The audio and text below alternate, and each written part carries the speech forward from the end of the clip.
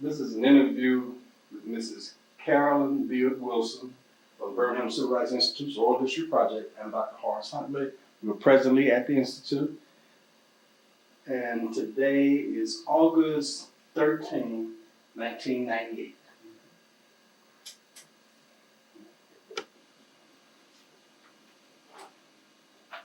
Ms. Wilson, I'd like to thank you for taking time out of your busy schedule. Yes.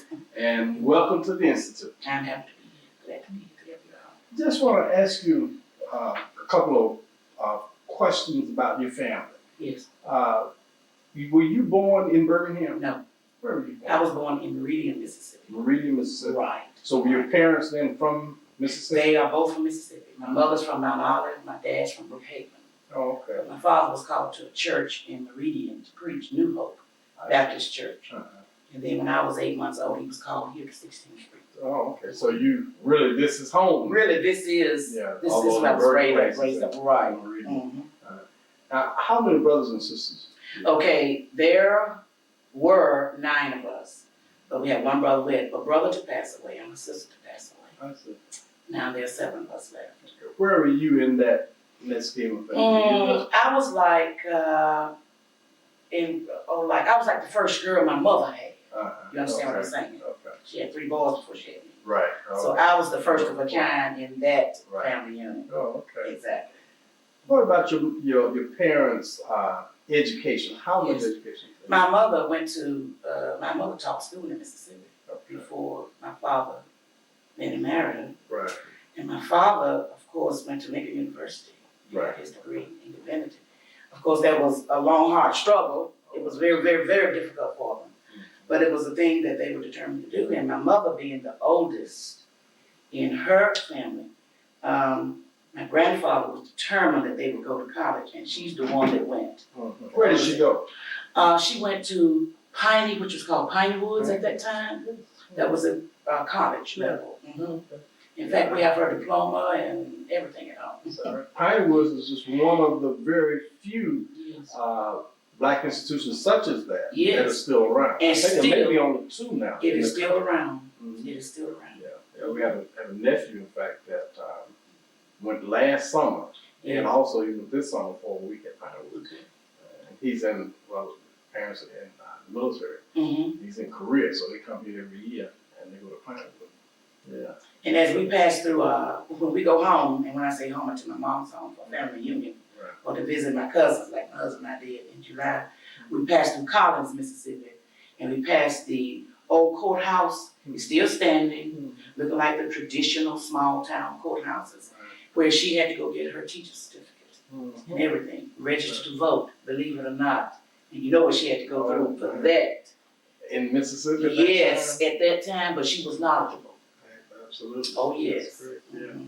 Now, when you came to Birmingham, of course you don't remember when they brought you to Birmingham, but this then becomes home. What do you remember about starting to school? Where did you start first grade? We started, first of all, we went to kindergarten, daycare down at what used to be called the Federation Day Nursery. It was down there on the Jasper Road across from Legion Field. Of course, they've torn all that down now. Right. And of course, that's why my dad put us in nursery school or daycare or kindergarten, we call it. From there, of course, to Lincoln School. That was always a wonderful experience. Yeah. From first grade all the way through 8th grade. Yeah. What do you remember about Lincoln? I remember the strong teachers that loved and cared for you. And the marvelous principals. Mr. Sullivan, Sam Sullivan was one of our principals.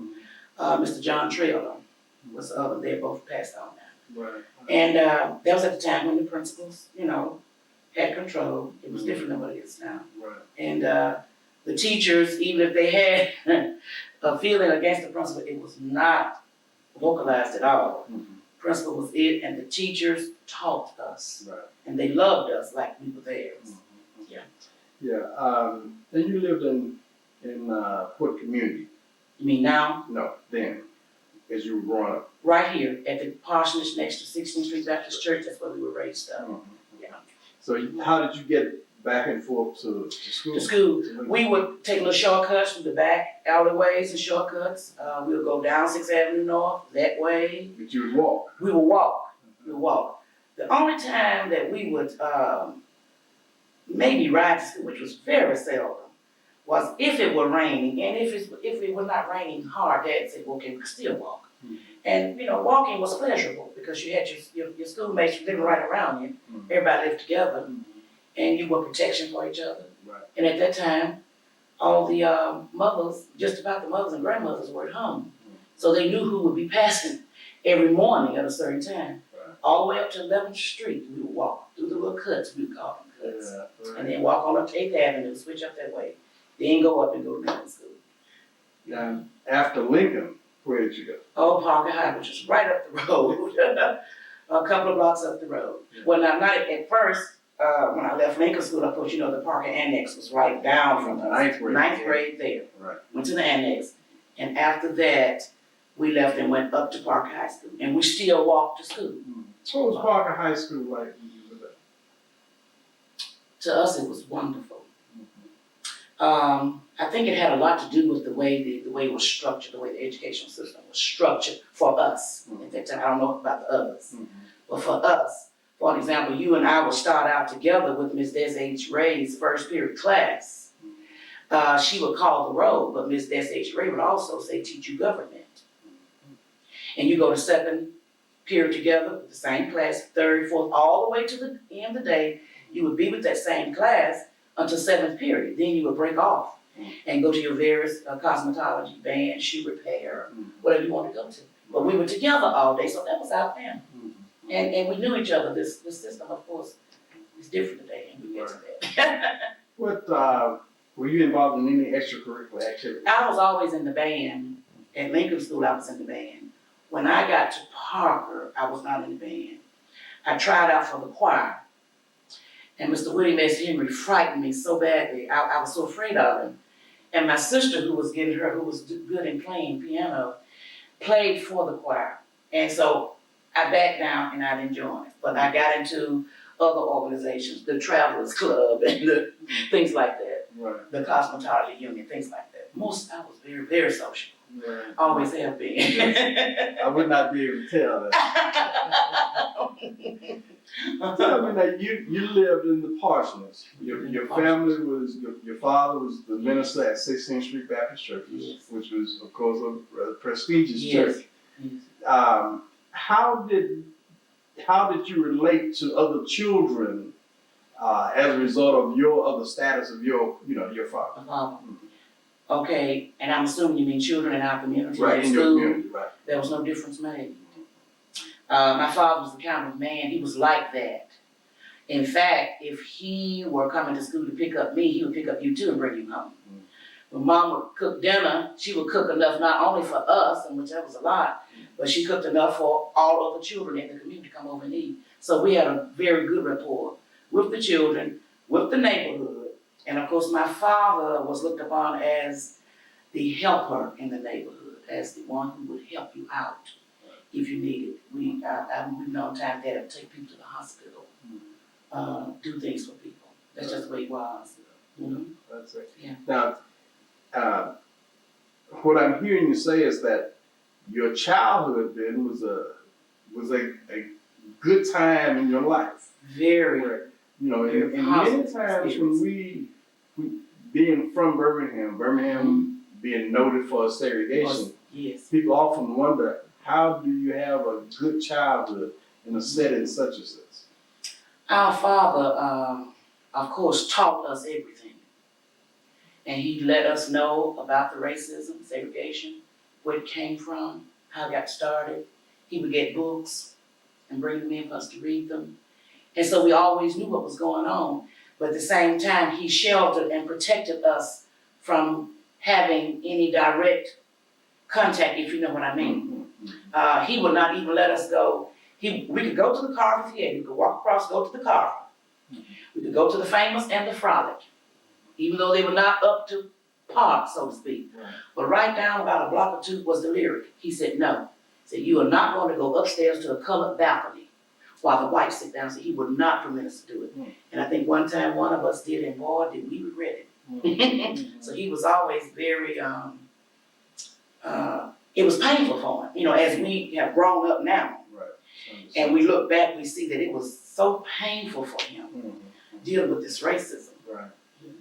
I know that all of our parents attempted to shelter us from Yes. that massive thing that we call segregation or whatever, but that's almost next to impossible in a setting such as this.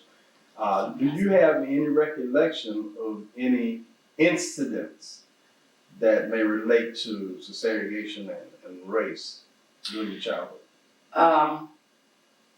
Yes, I give a couple, I believe. I remember something was going on at Fair Park, and we could not go. And my dad had to have the terrible duty of telling us why. So therefore, we had to go down Bessemer Highway to a little park off it was called Kitty Land. In Roosevelt. In Roosevelt, and we still have little pictures of us riding around in little kitty cars. Mm. That was one, that was so painful. Even today, I have in use with that Fair Park, Alabama Theater. Now, speaking of some personal things that happened, you know, as I said, he kept us from, he protected us. Mm-hmm. In fact, he knew where we were going every moment. Right. Even if he were not at home, if my brothers were going out to play, it would be in the confines of this area, nowhere else. Nowhere else walking around or playing around. Right in these areas, you know, which was a sort of protection. Now, I've had some experiences later on in life. Mm-hmm. But being as a child, direct, because my father was the type of person that welcomed ministers of, even white ministers who come to the house, missionaries. So the contact that we had with whites was, you could say, positive, so to speak, you know, coming up like that. Mm-hmm. And when we got in the real world, That's a different story. it's a different story. Right, right. Now, I know during any time in the history of this country, there's always a lot of pressure on black men and black boys. Mm-hmm. Did your brothers ever have any difficulty that, say, a girl would not have? And I think that many times, you know, boys may venture a little bit further than girls. Was that a problem in your family? I don't think it was a problem. Mm-hmm. But as I said, our father was Mm-hmm. the center Right. of everything for us. And He was the one that was there. Now my mom was always there, right? But our dad is one, I mean, my brothers just, you could say, just like worshipped our father. Mm-hmm. Because not only was he stern, but he was very kind and loving, see, in that way. And so they knew not to venture out too much and do too much. And he would get on us now. He would have to pull the belt out, he would get it out. But it was very seldom that he got it out. So, like I said, in my house, it was understood everybody had to go to college. Right. It was never spoken, but you going. Did your mother work outside of home at all? After my father died, she did. After Dad died, she, as I told you, she taught school before she married. Right. And some principals at the church, who were members of the church, got her on the continuous supply list, and she worked doing that for years. And then someone got her work up at Alabama A&M, and that's where she retired. Mm-hmm. Did your father work other than as a minister? Only thing that he ever did, he preached. Here, there, everywhere. Yeah. Now, being really right downtown, living downtown, churches downtown, you were in close proximity, physically anyway, with many of the activities that were taking place, particularly with, well, let's say in 1960, 61, the Freedom Rides took place. Okay. Were you all aware? We were aware, but see, by that time, we were not living here. So Dad died in 1960. Oh. March, and we had moved down to Smithfield. I see. And we were not here, we were not in this proximity, but we were very well aware of what was going on. Right, Yeah. right. In 63, of course. Yes, we were here. That the At the demonstrations, the mass demonstrations. And you were probably a freshman at. I was a freshman at I had gone to Tuskegee in 62 after I finished college. And I came home during the summer of 63. That's when all of that started taking place. And of course, at that time, The only one of us at home were my baby sister and myself. And our mother was just so afraid. She said, please don't go down there. She's just afraid we'll get killed. Right. You know, which is understandable. Right. Yeah. So you were a freshman at Tuskegee? I was at freshman Tuskegee first. Uh-huh. Then when I came home for the summer, I started out at Miles in the fall of the year. So where were you? Were you at Tuskegee in April and May of '63? I was You were here then? Oh no, but April and May, I was there. I was at Tuskegee because we didn't come home until June. Okay, so the demonstrations had already taken The place by the demonstration time you got And home. it already taken place. Yeah. There were demonstrations in Tuskegee as well. Oh yes, there were. In the downtown town area. It was very, everything was very alive. It was, you know, you were aware of what was going on. You know, we were young, but we knew what was going on. How was the transition? What was the transition like from Parker to Tuskegee? For me, I missed being at home. Because that was my first time being away from home. Right. And by me not being at home, I didn't do well with my lessons. I didn't do well at all. So my mom said, okay, you know, when you come home. Of course, they wouldn't let me come back in. And so she said, no, you know, I just think I better stay here. Right. And I think my mother and I had become so close. See, after our father died, see, I had brothers in the military, one brother at Meharry, and everybody just kind of went their separate ways. My sister up in Kentucky, Ann, and my baby brother, Oscar, were, I know you are familiar with the Friends, the Quakers Fellowship Program. They were in that. Miss Mabel Parker Murphy got them in that when they were like 10th grade at Parker. Right. So they were gone. They were in high schools up north. Where did they go? I can't think of the name of the high school, but my sister went to finish Berea, Okay. and my brother finished Princeton. Okay. Yeah, he finished Princeton. Did they finish high school up there? They finished high school up there. In what state? My brother was in, my sister was in, my brother was in New York. Mm-hmm. And my sister was still in Kentucky, I believe, in and around Kentucky area. The both were associated with the. They were with the Friends. Okay. In fact, they were recruiting here during that time. And Mrs. Murphy let them have their name. They came to the house and interviewed my mom. It was really exciting. Mm-hmm. And it was good. It had its bad. It had its negative and its positive. Mm-hmm. They were leaving home. Right. But my mother being in the situation that she was in, she had all these children to raise, honey. Mm-hmm. And, you know, and I think in her mind, I don't think I know, in her mind, well, thank you, God, for sending me some help. Yeah. You know, and of course they got scholarships to college. Mm-hmm. That was because their grades always remained A's. They were straight A's. Right. All the way through high school and college. Mm-hmm. So it was painful on one end, but you could see the end result on the other end. Right. Yeah. I know you said your mother did not want you involved in the movement because she was She did not want me. definitely afraid. I could be involved in anything else, but not going down with the marches, the hoses, or the dogs, or going down to the University of Alabama with the police, anything Mm-hmm. like that. She said you would get hurt. Mm-hmm. And so, being that time, you said yes, mother. Mm-hmm. And you did, but I did work for SCLC. While I was at Miles, I did some work during the summer for them. Mm-hmm. Went up to Huntsville. I was up in Huntsville. They came recruiting out there to get college students to work during the summer. We stayed in Dr. John Cashin's house. He was a dentist up there. Yes. We stayed in Dr. Cashin's house. And what we did, we went to a designated place every day and tutored, taught reading. I taught reading and math to students I know would not have had a chance. Mm-hmm. And as I look back on that, I said, oh, I'm glad I did that. Mm-hmm. You know. So you did that 1 year? It was one summer. It was one summer while I was at Miles. Oh, okay. It was just over the summer. I didn't go to Right. summer school that summer. Yeah. So I used that summer to go up there. What did you major in? My major out at Miles was, I have sociology major with a history and education minor. Mm-hmm. So I teach, well, right now I do history and geography. I teach Right. that. Yeah.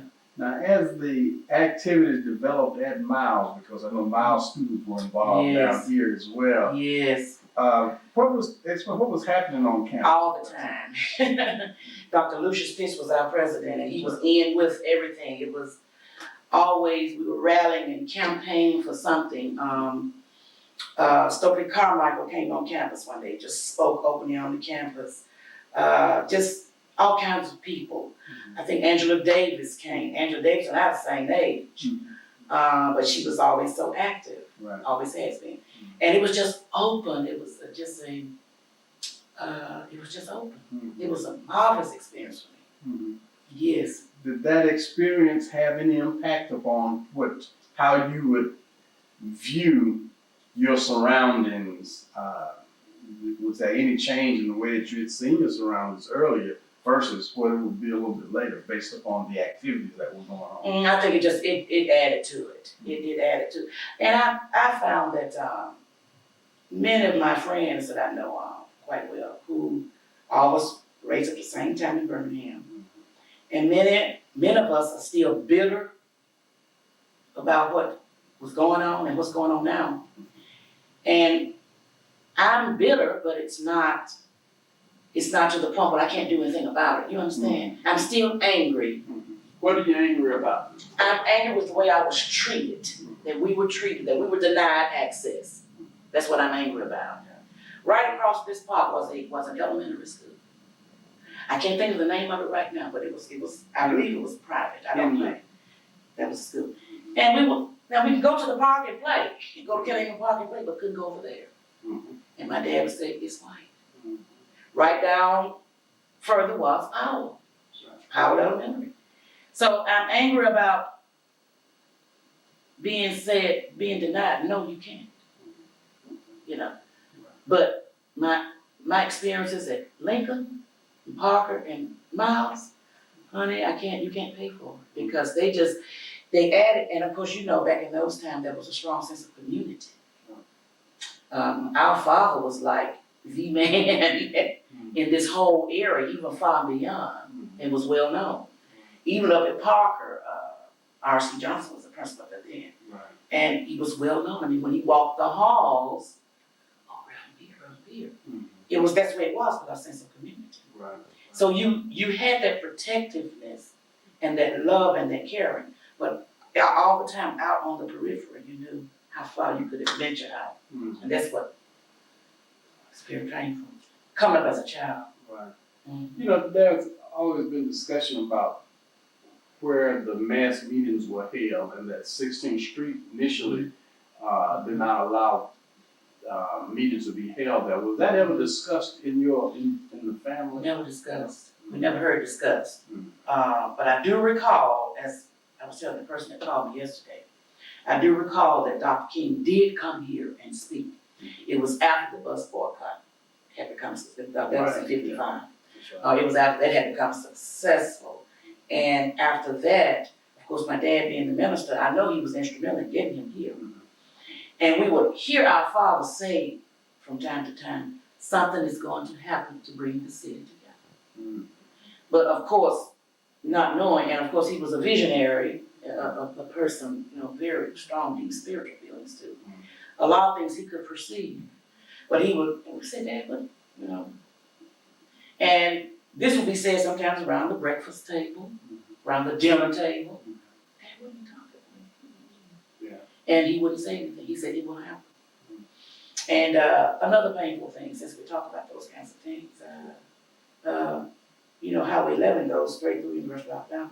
I don't know if it still does now. I think it does. But that's the route we would take going to Mississippi to visit our grandparents and our cousins. And he would always say, we would ask him, why can't we go there? He said, because you're the wrong color. He said, but one day you will. And he said, it won't be long. Well, here again, we had no idea what he meant, being children. We just, we scratched out our minds. I'll never forget one experience. We were driving through Jackson, Mississippi. My father had it's a big family then, a huge family. He had 3 or 4 that lived right in Jackson. He did a lot of his preaching there. And we were driving through downtown. These police pulled us over. So my father said, well, don't say anything. So none of us said anything. And it made us so angry because we hadn't done anything. But the fact that my father, the church had bought him one of these big 9-passenger type, DeSotos, if you know those, big car coming through town, what are you doing? And my father said, yes, officer, may I help you? Well, yeah, boy, where y'all going? He said, this is my wife's home. I was raised up down here. And we could just see my father cringing, but at the same time, protecting us from this. you know, said, I don't want you. And he said, well, why are you coming to Jackson? I said, I'm going to visit my sisters and my brothers. And he named, oh yeah, we know them, you know. So demeaning things like that. Right. Very demeaning. And that has some staying power with any child. It has stayed with me. All of it has stayed. Yeah. How have you dealt with that in terms of, you know, you're being angry, you know, this is modern day, this is 1990. This is 98, and men are still. I think I dealt with the fact that I've stayed with the church. Even though when Father died, we moved down, and my brother and sister moved away, I was still here at the church, taking part, playing for. In fact, when I was 13 years old, though, this was before Dad died, one of his pastor friends, Dr. B. Washington Coates, he and a few had left Tabernacle, which was on 25th Street at that time, and they moved around here to Southern Burial Funeral Home, and they would let us use the chapel. So my dad came in one Sunday. He said, "Baby," he said, he explained what's going on. I said, "They need somebody to play for them." I said, "Okay." you know, he didn't take it. You know, there was no lip going on. He just did what your dad said, and I said, "Okay." So he said, "Every Sunday you go there." I said, "Yes, sir." And that's where I went, and that was an experience for me. That was quite an experience, and I stayed there till I was about 19 or 20 years old. But I think it was a church. I don't think I know. It was a church. And I was very bitter. I was just like your average 18, 19, 20-year-old. And even when I started teaching, I was still bitter. What did you do after Miles? After Miles, I started teaching right away. I started in Birmingham. I started out at McElwain School. And I started at the time, it's out in the Crestwood area. That was white school, right? All white. And it was during the time when the courts had demanded this crossover, you got to desegregate your faculty first. And me and another teacher, we were the first and the only two blacks out there. What was that experience? It was traumatic because we were not, you would think persons, you know, professionals, you know, we all teachers would be treated well, but we were not. We were isolated and ignored more than anything else. We're not included. And, you know, we were the first, of course. And, of course, the children and their parents treated us well because we were teaching their children. They treated us well. But the faculty. It was a thing of, in fact, we had to bind or be together because I didn't know her, she didn't know me until we met. Right. She has children my age, and sons my age. But we had to get real close right away. And we bonded instantly for protection.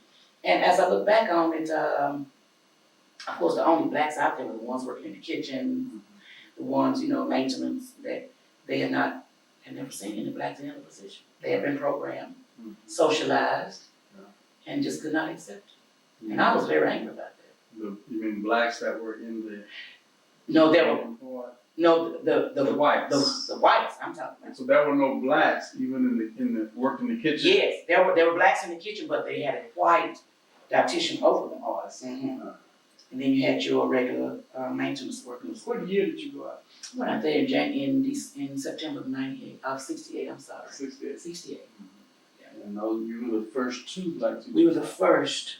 And at that time, there was a strong Jewish community. In fact, the parents would invite us to their bar mitzvahs, to Temple Emmanuel, whatever they had going on, we would be involved in it. So the community accepted you? The community accepted us because we were teaching their children. We didn't have nothing, nobody coming to picketing, none of that. But it was the cold isolation that we received from faculty. What was the stance of the principal? I think the principal felt like he was in a position, Mr. Maine, he's dead now. He was in a position where he was cordial and warm to us as much as he could possibly, was permitted to do so, if you understand what I mean. But he was, he would always come to my room, and I know once when Dr. Brown, I think it was Dr. Charles Brown, started making the little videos about Black History Month, Black History Week or whatever, and I got one of those kits. And I was determined to show it to the kids. So I went to him, I said, Mr. Maine, I said, I have something I want you to see, and I do want to get your permission to show it. So he said, okay, come on. Went in, did the film strip, and she said, sure. You know, so he was, you know, he was in a position to, he couldn't be too far either way. But you didn't get any flack from parents as a result. Oh, no, our flat came from that. From the family. Yes. Now, nothing was said to us verbally, but action. I mean, when you walk past a person and you speak and you don't speak, then that's a slap, you know. Right. Yes. But how long were you at McElwain? I was McElwain 3 years. Yeah, I was there 3 years. Then I went to Kingston Elementary. I was at McElwain about 5 years. Then went to Kingston, had 7th, 8th grade. Mr. Jones was the principal out there then. And he taught us math at Parker while we were there. Then when I left Kingston. Kingston was a black school. All black. Okay. That was a different experience too, because I never had that, you know, I had all whites, then all blacks, but I felt like I was doing more. Yeah. How did you come about making that transfer though? Did you request it? I did request it. The State Department at that time was trying to get everybody on target with their certification. See, I have certification for secondary, which I think starts maybe at the 7th grade, goes on up. Well, when I was at McElwain, I was teaching some 5th and 6th grade social studies, and I'm thinking that's what it was. It could have been something else. I don't know. So how long were you at Kingston? I was at Kingston 1 year. After I left Kingston, the board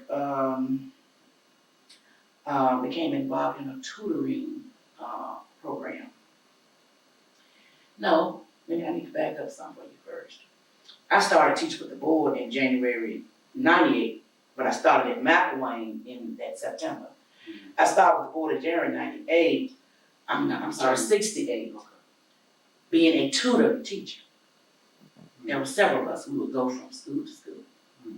And of course, the person over the program tried to get me in the vicinity down there where we were living in Smithfield, even though I didn't have a car. But I had people come pick me up, and you know, I had access to buses. And I had Bush. I went to Bush Elementary School. I went to Raymond Elementary School. At that time, it was Mr. Torter Reese was the principal there. And so I was in that up until my school closed. I was a tutor teacher. It was a federally funded program. They paid us just like first year teachers. Then I went to McElwain. So how long have you been in the school system? I've been in the school system as of January this year, 31 years. 31. And where are you now? Huffman High School. So you made the transition to high school. Made transition. Well, over that 30-year period, how has the system changed? How has education changed? Well, we know education has changed. You know, that we know.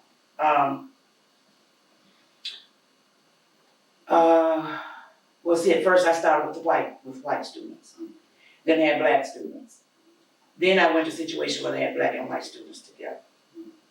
And when I first started out, being a teacher, I had more control. I had more say-so about how I was to control my class, how I was to teach them. But doing all these different programs coming in, changing over of administration, I think I've seen about 5 or 6 superintendents since I've been here. Maybe, could be more, I don't know. And I met all of them personally. There has been more of a target on you justifying yourself. There's a better word for it, I can't say it right now, but you know what it is. You have to back up everything that you do. And that's, you have to prove yourself, and that's paperwork to me. That's unnecessary. I am a trained professional, taught by the best, Mrs. We call her Mom Blissett out at Miles College, and Miss Mary Alice Smith, who taught me all my secondary courses. She's still living, but I was taught by the best, and this is it's the meaning. You have such little time to teach, and your hands are tied when it comes to discipline. And of course, discipline can take many forms.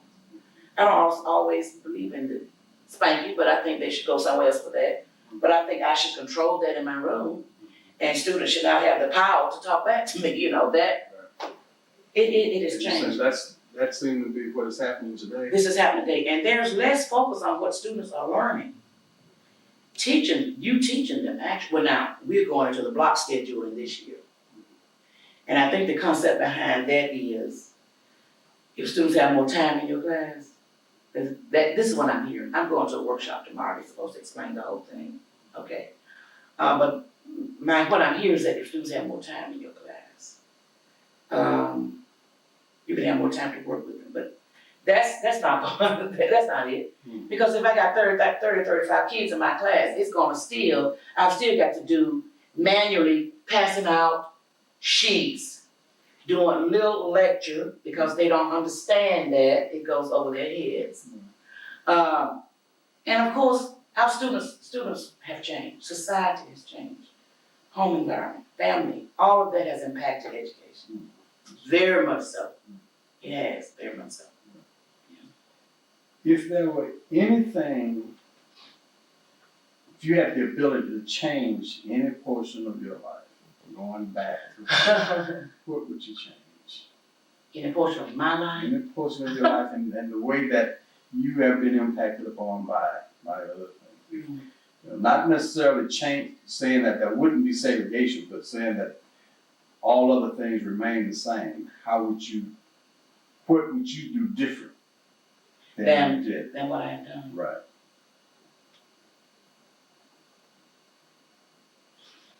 I think, looking back on it, when I first went to McElwain School, I was so angry. I was so angry and hostile that I became ill. I developed spasms of the colon. And of course, the doctors that I had said, a lot of times that stems from the way you're raised up, your expectations in your family, things like that. I said, no, this ain't from that, So,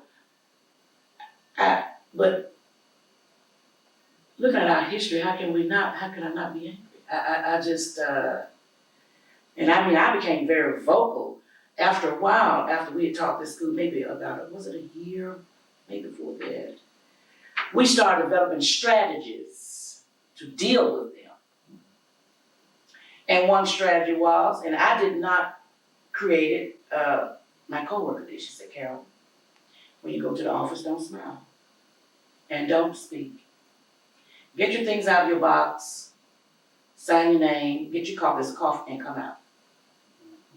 She said, I'm going to do, just out of the blue, she did it. And I said, it was God giving her the vision. She said, I'm going to do the same thing. She went up that morning, did the same thing. They were standing around the office, but not,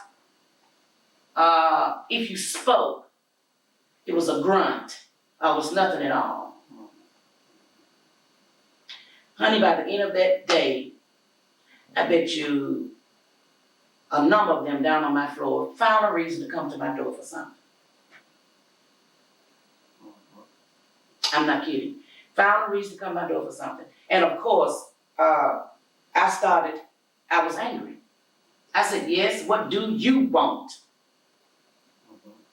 Oh, Miss BCRI, just in, well, okay, I'll see about it later. Let me get through my class and I'll come. And I said, you can come by later if you have time. And I became very, looks like it all, very belligerent environment. It just came out. And that was a cleansing process for me too. Right.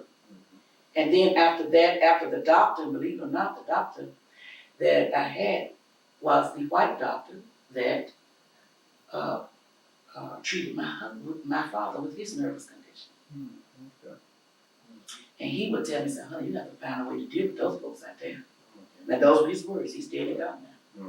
And I'm calling names. He's dead and gone. Right. I said, what do you mean? Find a way. You got to find a way to deal with it, or I'm gonna put you on disability. He said, because the condition you are developing will lead to other conditions.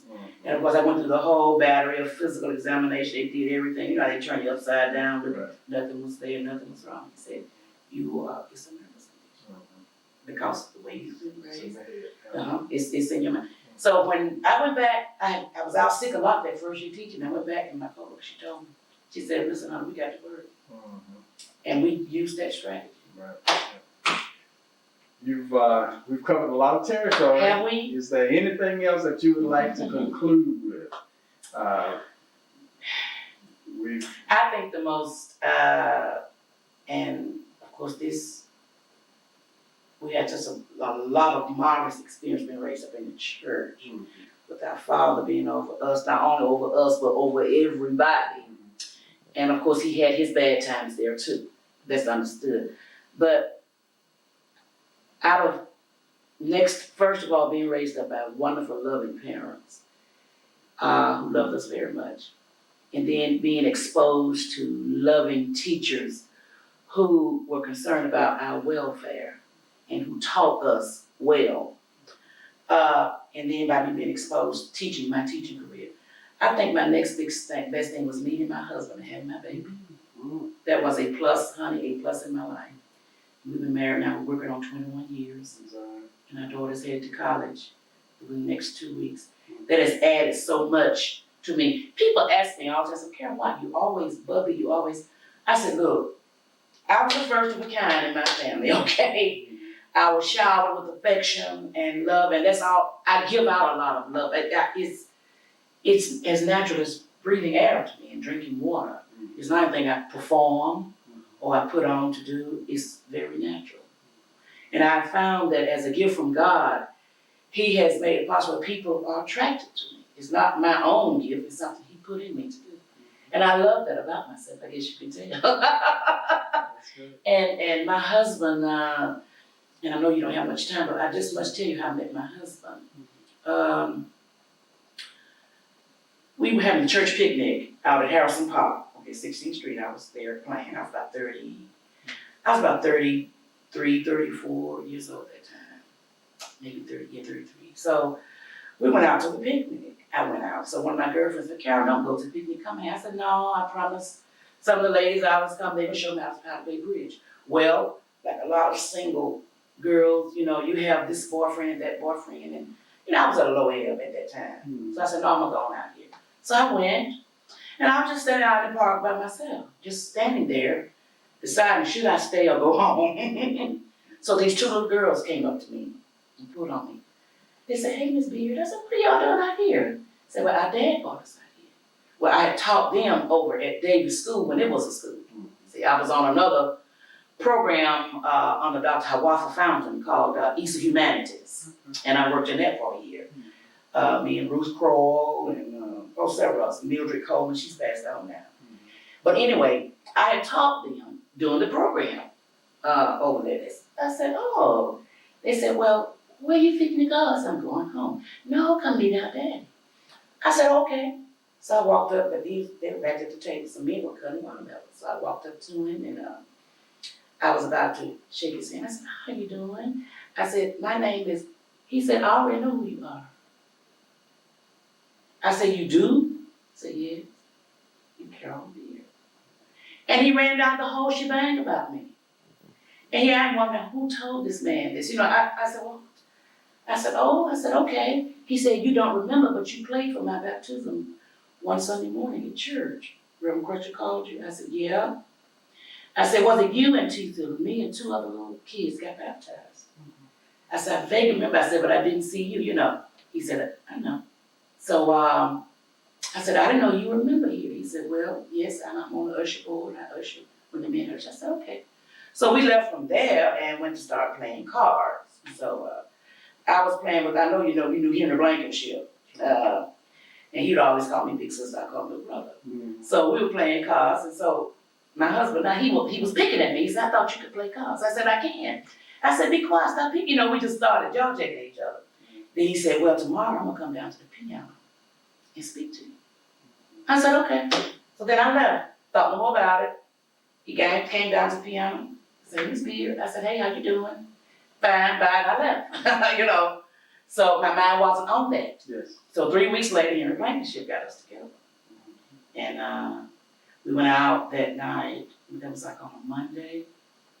And we went out to Henry's house, we lived in Pratt City at that time. And he said, oh, I just knew y'all were gonna get together. Because he had called me that morning telling me that, that he likes you. I said, you give my phone number? He said, no, because your number is private. So, he said, well, let her have my number and she can call me. And I did call that evening to who I was. But we got together and we've been together ever since. We dated almost, we met in 76 and got married one Sunday after church, May 78.